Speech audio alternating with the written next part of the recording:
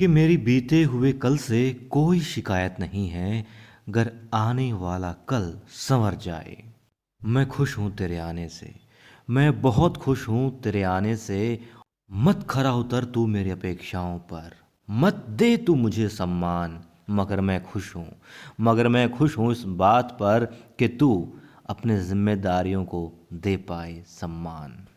मैं खुश हूँ इसी बात में कि तू रख पाए अपनी जिम्मेदारियों का मान, समझ पाए उनके एक एक पहलू को और निभा पाए अपनी जिम्मेदारियों को।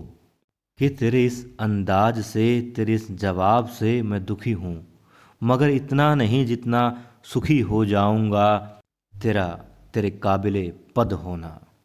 मैं समझता हूँ कि तेरे दिल पर और तेरे कंधों पर बोझ है बहुत। मैं समझता हूँ कि तेरे दिल पर और कंधों पर बोझ है बहुत, मगर अगर तू सिर्फ मेरा होता तो कोई बात ही ना थी। तू इस मालवा का है, तू इस मालवा का है, बस यही वो बात है कि तुझे काबिले पद होना पड़ेगा। तुझे बेशक तू रुसवा रहे, तू रूठा रहे अपने पिता से, मगर तुझे इस प्रजा के लिए और इस प्रजा का होना पड़ेगा। नमस्कार, पुण्य श्लोक 11 शो में दो प्रोमो हमें दिखाए गए युवराज खंडेराव जी के आने के।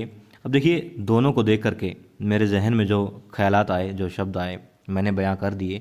मगर जो बात बयां कर रहे हैं खंडेराव जी दोनों ही प्रोमो में, पहले में दिखाया जाता है कि वो मालवा में आते उनका स्वागत हो रहा होता है और बड़े सूबेदार जी बड़े गर्व से सीना चौड़ा किए, बाहें फैलाए, अपने बेटे को गले से लगाने के लिए बहुत व्याकुल दिखाई देते हैं, बहुत ही ज़्यादा खुश भी दिखाई देते हैं कि हाँ बेटा आए और सीने को गले लग करके ठंडक पहुंचाए। मगर वो सिर्फ पाँव छूते हैं।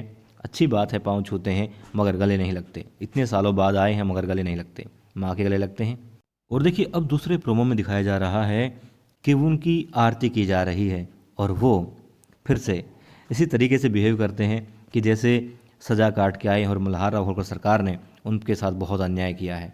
वो अब भी उनको जो है बिल्कुल दिखाते हैं कि कतई पसंद नहीं करते हैं मल्हार सूबेदार जी को। और कारण क्या है, उन्हें ये लगता है कि सूबेदार जी उनको पसंद नहीं करते हैं। वो यहाँ पर ये बात दिखा रहे हैं। समझ नहीं आ रहा आखिर खंडेराव जी समझ क्यों नहीं पा रहे हैं, और उस पिता के दर्द को, उस राजा के दर्द को, उन दोनों के व्यवहार को क्यों नहीं समझ पा रहे। खुद भी इंसान हैं, रिश्तों में बंधे हैं, मगर रिश्ते से फिर भी अनजान हैं। इतने सालों बाद लौटा है मगर फिर वही हाल है। कब सुधरेगा खंडेराव, कब?